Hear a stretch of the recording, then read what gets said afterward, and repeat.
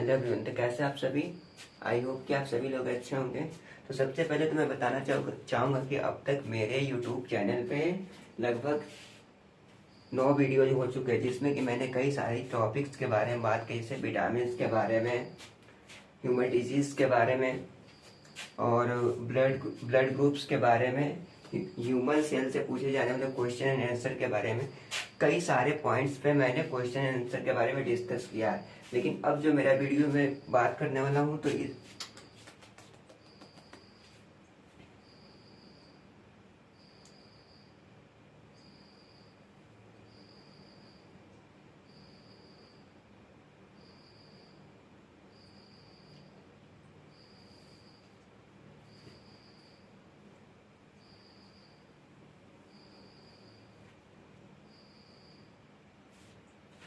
Hello everyone, तो कैसे आप सभी।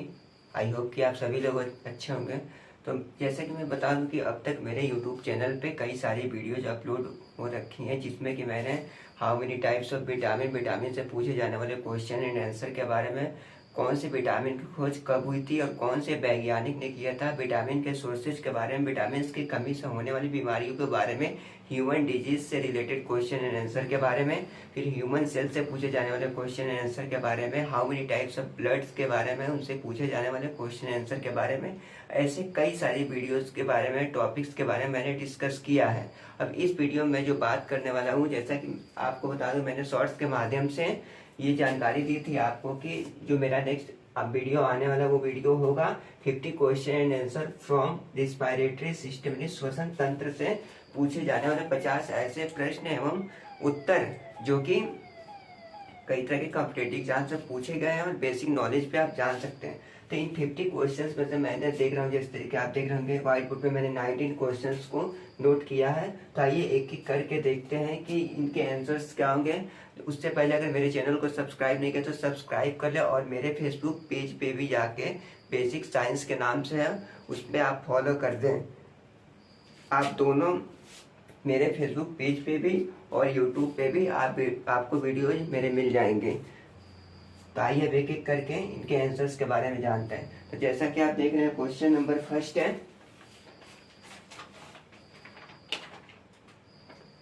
क्वेश्चन नंबर फर्स्ट है, फेफड़ों में गैसों का आदान प्रदान किनके माध्यम से होता है। तो इसका जो आंसर है वो वायु कोशिकाओं के द्वारा होता है।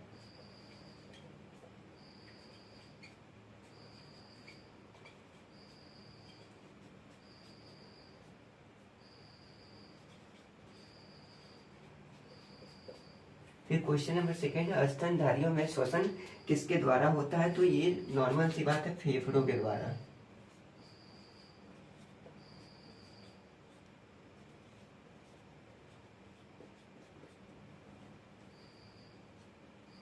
फिर नेक्स्ट क्वेश्चन नंबर 3, मनुष्य में दाया फेफड़ा कितने पिंडों में विभाजित होता है। तो आपको बता दें ये 3 पिंडों में विभाजित होता है। दाया 3 पिंडों में विभाजित होता है और बाया 2 पिंडों में। तो ये जरूर याद रखें, दाया फेफड़ा जो है 3 पिंडों में विभाजित होता है, और जो है बाया आपके 2 पिंडों में विभाजित है। फिर नेक्स्ट है क्वेश्चन नंबर 4, फेफड़ों की सुरक्षा हेतु इनके ऊपर कौन सी झिल्ली का आवरण चढ़ाया जाता है। तो उसका नाम है प्लूरा झिल्ली।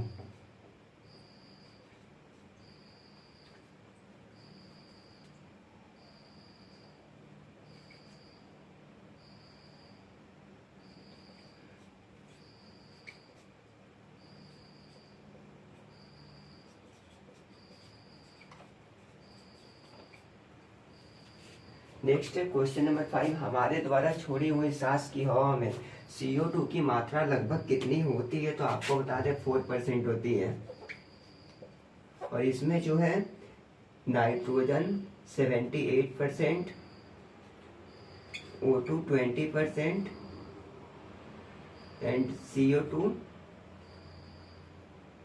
0.3 होता है।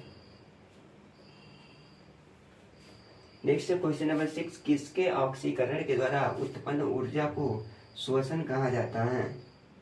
क्वेश्चन नंबर 6, किसके ऑक्सीकरण के द्वारा उत्पन्न ऊर्जा को श्वसन कहा जाता है। तो ग्लूकोज।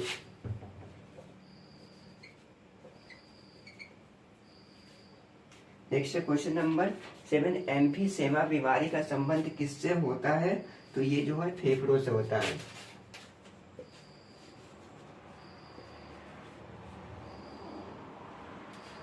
नेक्स्ट क्वेश्चन नंबर 8, श्वसन की क्रिया में वायु के कौन से घटक की मात्रा में कोई परिवर्तन नहीं होता? तो इसका जो आंसर होगा आपका नाइट्रोजन,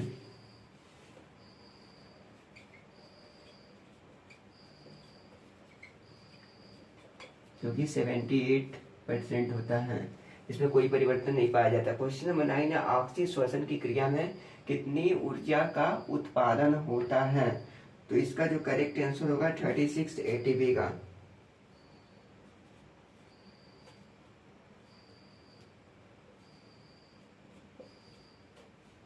नेक्स्ट क्वेश्चन नंबर 10, जब अनाक्षी श्वसन की क्रिया जीवाणु और कवक में होती है तो उसे किस नाम से जानते हैं या उसे क्या कहते हैं?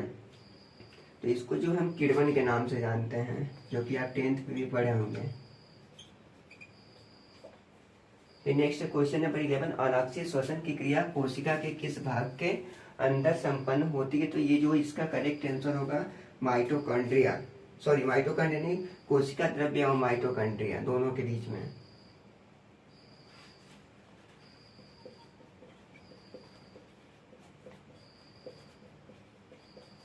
द्रव्य एवं माइटोकॉन्ड्रिया इन दोनों के मध्य संपन्न होती है। फिर क्वेश्चन नंबर 12 है, मनुष्य में श्वसन के दौरान निकलने वाली वायु में O2 की मात्रा कितनी होती है? तो 16% होती है। फिर क्वेश्चन नंबर 13 है, कौन सी क्रिया को ऑक्सी तथा अनाक्षी श्वसन का कॉमन स्टेप माना जाता है?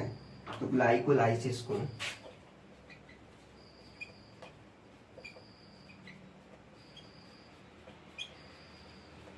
ग्लाइकोलाइसिस को कॉमन स्टेप माना जाता है। क्वेश्चन नंबर 14 है, क्रेब्स चक्र की क्रिया किसके अंदर संपन्न होती है? तो माइटोकॉन्ड्रिया के अंदर।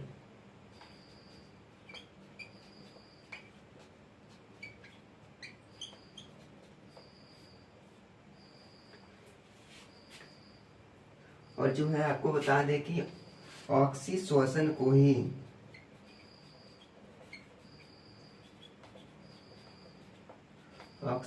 को ही हम क्रेब्स चक्र के नाम से जानते हैं। फिर नेक्स्ट है क्वेश्चन नंबर 15 है, क्रेब्स चक्र में किसका संश्लेषण होता है?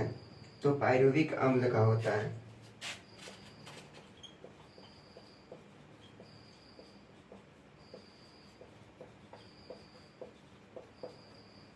नेक्स्ट है क्वेश्चन नंबर 16, श्वसन की क्रिया किसमें संपन्न होती है? तो ये जो आपको बता दें, ये जो है आपको माइटोकॉन्ड्रिया के अंदर होती है।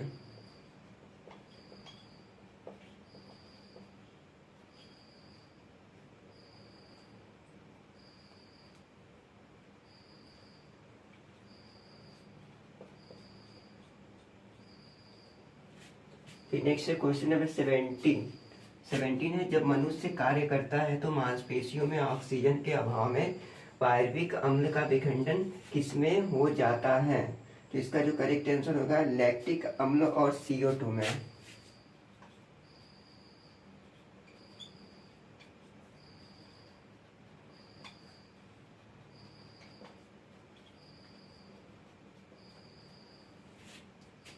क्वेश्चन नंबर 18 है, श्वसन के दौरान सर्वाधिक मात्रा में कौन सी गैस छोड़ी जाती है? तो इसका जो आंसर होगा नाइट्रोजन,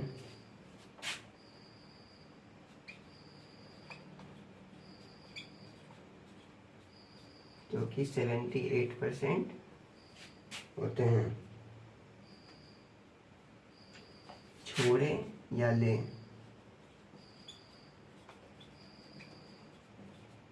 दोनों में कॉमन होता है, 78% होता है। फिर क्वेश्चन नंबर 19 है,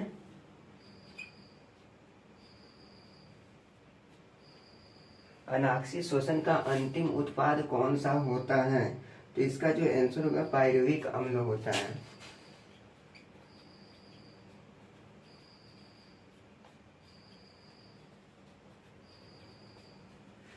तो ये आपके 15 में से 90 19 क्वेश्चंस के आंसर थे। तो उम्मीद करता हूँ कि आप इसे नोट किया होगा, और अगर मेरे चैनल को सब्सक्राइब नहीं किया तो सब्सक्राइब कर दे, लाइक कर दे और इसे शेयर कर दे, जिससे कि ये सारी नॉलेज किसी और को भी प्राप्त हो सके। तो आप इसे नोट कर ले, अगर नोट हो चुका हो तो, नहीं हुआ हो तो इसका स्क्रीनशॉट ले, फिर हम आगे के क्वेश्चंस के बारे में डिस्कस करें। तो चलिए, उम्मीद करता हूँ आप इसे नोट कर लिए होंगे, और इसे मैं इरेज करता हूँ। हेलो एवरीवन, तो बात करते हैं 19 के बाद से 20, क्वेश्चन नंबर 20। गहरी सांस लेने पर कितने लीटर गैस ग्रहण की जा सकती है? तो 3.5 लीटर, नॉट 35। फिर नेक्स्ट है क्वेश्चन नंबर 21। एक वयस्क मनुष्य 1 मिनट में कितनी बार सांस ले सकता है या लेता है? तो 12 to 15। फिर नेक्स्ट है क्वेश्चन नंबर 22। ग्लूकोज के पूर्ण ऑक्सीकरण पर कितने, सॉरी ये दो बार कितने कितने हो गए, कितने एटीपी अणु का निर्माण होता है? तो 38।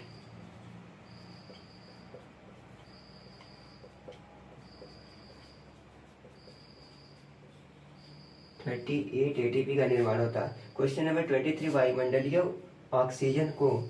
वायुमंडलीय ऑक्सीजन को फेफड़ों में ग्रहण करना और शरीर के विभिन्न भागों से आई हुई कार्बन डाइऑक्साइड गैस को वायुमंडल में मुक्त करने की क्रिया को क्या कहा जाता है?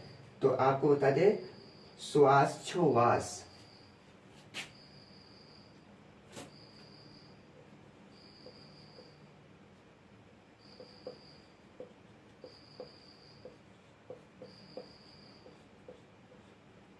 श्वासोच्छ्वास के नाम से जाना जाता है।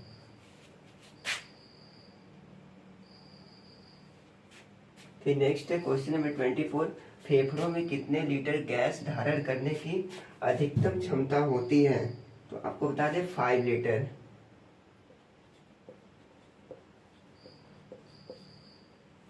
नेक्स्ट है क्वेश्चन नंबर 25। ऑक्सीजन का ग्रहण एवं कार्बन डाइऑक्साइड का उत्सर्जन की मात्रा किसके ऊपर निर्भर करता है?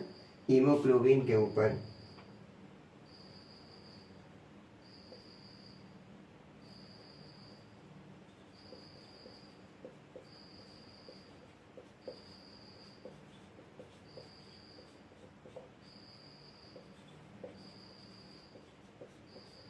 हीमोग्लोबिन के ऊपर डिपेंड करता है।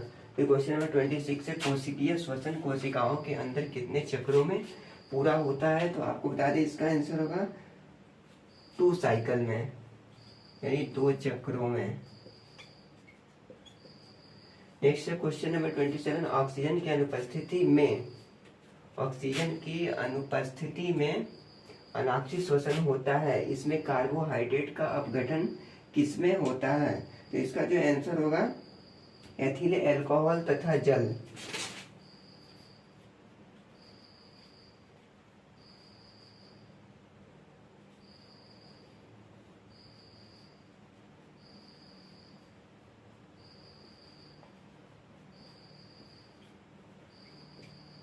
जल, एथिल अल्कोहल तथा जल में होता है। Question number 28। शरीर में हीमोग्लोबिन का क्या कार्य होता है?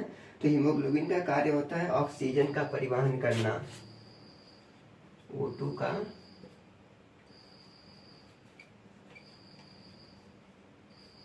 परिवहन करना। Question number 29। हीमोग्लोबिन की अनुपस्थिति में भी रुधिर कितने प्रतिशत ऑक्सीजन का आदान प्रदान कर सकता है? तो ये जो है 2%, 2% ऑक्सीजन का आदान प्रदान कर सकता है। फिर नेक्स्ट है क्वेश्चन नंबर 30। विश्राम अवस्था में वयस्क की श्वसन दर कितनी होती है? 16 to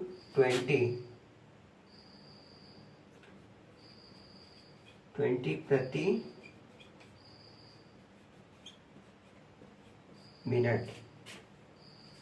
नेक्स्ट है क्वेश्चन नंबर 31। सामान्य मनुष्य में विश्राम अवस्था में ज्वारीय आयतन कितना होता है? तो 0.05 लीटर।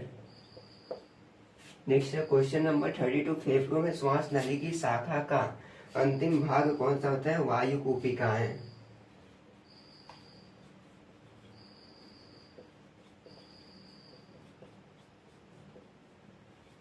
वायु कूपिका है। फिर नेक्स्ट है क्वेश्चन नंबर 33, उच्छ्वसन के समय सीटी की आवाज आना कौन से रोग की पहचान है? तो अस्थमा। नेक्स्ट है क्वेश्चन नंबर 34, खानों या कारखानों में, खानों का मतलब ये होता है कारखाने, छोटी मोटी कारखाना हो गई या बड़ी कारखाना में कार्य करने वालों श्रमिकों को कौन सा रोग होने की अधिक संभावना होती है? सिलिकोसिस नामक रोग।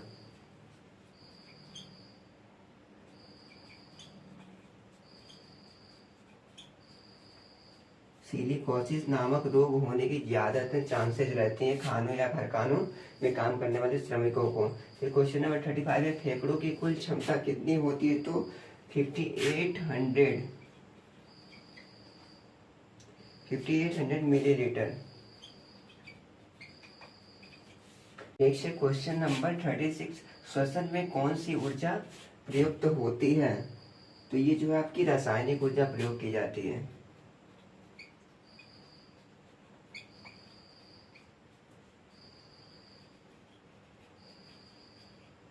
Chemical energy. फिर नेक्स्ट है क्वेश्चन नंबर 37, वायु ग्रहण करते समय तद्नुपट कैसा होता है? तो चपटा होता है। तो ये 37 क्वेश्चन हो चुके आपके रिस्पायरेटरी सिस्टम यानी श्वसन तंत्र से पूछे जाने वाला। बाकी के क्वेश्चंस के बारे में हम डिस्कस करते हैं, पहले आप इसे नोट कर लें। तो चलिए, उम्मीद करता हूँ नोट कर लिए होंगे। अगर नहीं नोट किए तो आप इसका स्क्रीनशॉट ले लें, बाद में आप नोट कर लेंगे कहीं, क्योंकि वीडियो ज़्यादा लंबी हो जाएगी तो हम इसे इरेज करते हैं। साथियों, तो बात कर लेते हैं बाकी के बचे क्वेश्चंस के बारे में, जो कि टोटल 50 थे। 50 में से कुछ क्वेश्चन बाकी रह गए थे। तो देखते हैं क्वेश्चन नंबर 38 है, भोजन को निगलते समय सांस मार्ग को बंद कौन कर देता है? तो एपिग्लॉटिस।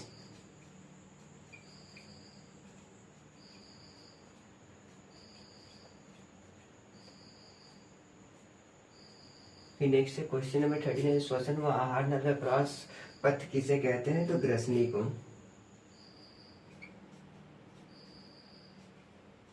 इसको फ्लेरिंग्स कहते हैं। फिर क्वेश्चन नंबर 40, किस समय पर श्वसन दर सबसे कम होते हैं? तो सोते समय।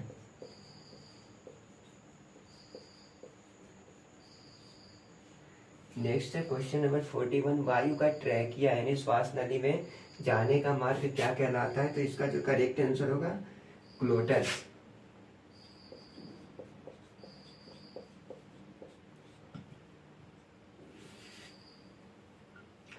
फिर नेक्स्ट है क्वेश्चन नंबर 42, ईस्ट में और कवक में अवायवीय श्वसन के दौरान अंतिम उत्पाद के रूप में क्या बनता है? Ethyl alcohol.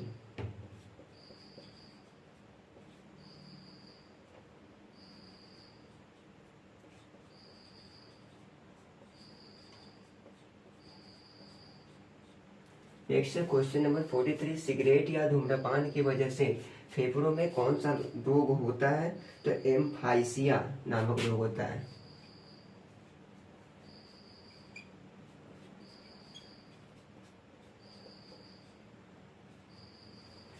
जो लोग सिगरेट या धूम्रपान करते हैं उनके फेफड़े में एम्फाइसिया नामक रोग होता है। फिर क्वेश्चन नंबर 44 है, सामान्य संवातन यानी ब्रीथिंग में अंदर ली गई तथा बाहर निकाली गई गैसों का आयतन कितना होता है? तो ये जो होता है आपका 500 ml। नेक्स्ट है क्वेश्चन नंबर 45, श्वसन दर को किस यंत्र से नापा जाता है? तो स्पाइरोमीटर से।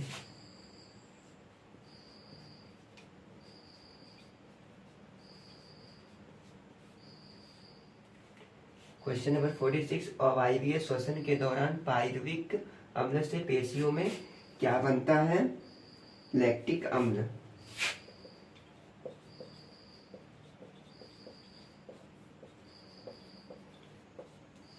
क्वेश्चन नंबर 47, दैनिक श्वसनीय क्रियाएं किसके द्वारा नियंत्रित होती हैं?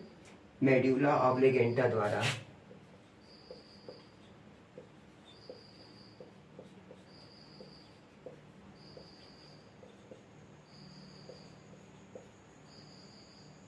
मॉड्यूला ऑब्लिगेटा द्वारा।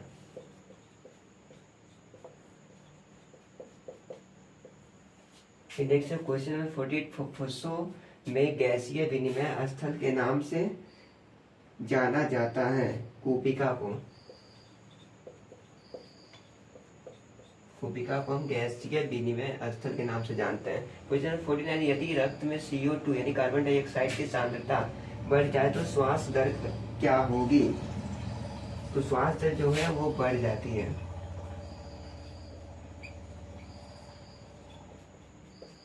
क्वेश्चन नंबर 50 है, एक वयस्क मानव में श्वसन दर कितनी होती है? तो 15 to 80 पर मिनट।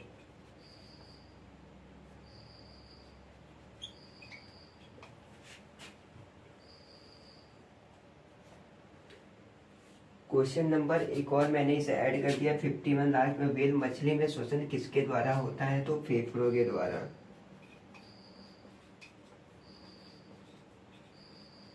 तो ये कुल टोटल, मैंने तो 50 लिखा था लेकिन ये क्वेश्चन और बढ़ गया, तो कुल टोटल 51 क्वेश्चन हो गए जो कि रेस्पिरेटरी सिस्टम से कई तरह के कॉम्पिटिटिव एग्जाम्स में पूछे जाते हैं। तो उम्मीद करता हूँ कि आपको मेरी वीडियो पसंद आई होगी। अगर पसंद आई तो इसे लाइक कर दे और शेयर कर दे, और चैनल को सब्सक्राइब नहीं किया तो सब्सक्राइब कर ले, और हाँ, मेरे फेसबुक पेज पे जरूर जाके फॉलो कर ले जो कि बेसिक साइंस के नाम से है। तो उम्मीद करता हूँ कि इन सभी क्वेश्चंस को आप नोट कर लिए होंगे, और नोट कर लिए हो तो ठीक है, नहीं किए तो स्क्रीनशॉट ले लें। बाकी जो भी मेरा नेक्स्ट वीडियो आने वाला होगा मैं शॉर्ट्स के माध्यम से आपको इन्फॉर्मेशन दे दूंगा। फिलहाल तब तक के लिए इतना ही। जय हिंद।